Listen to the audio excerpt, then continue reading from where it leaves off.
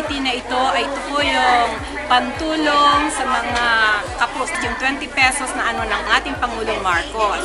Gusto naman ng mga taga-Irisan na makatikim at saka kung totoo talaga itong 20 pesos na project ni Apo Marcos. So we just asked them and they said, yeah, it's okay. You can request. Sabi naman nila, wala pa nga kaming written request.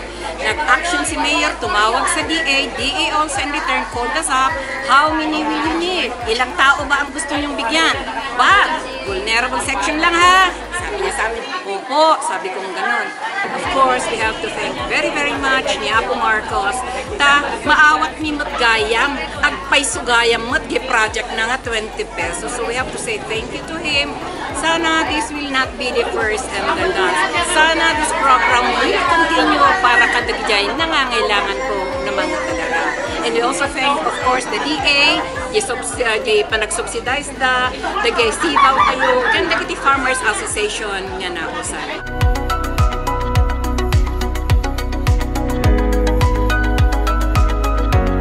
Patuloy dalangin natin ko sir, dating programa natin gobyerno.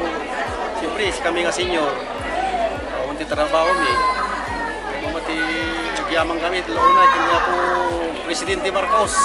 Mayat sir, makatulong ka nyami. Lalo awang pagbirukan min. Mayat ni President. Salamat po.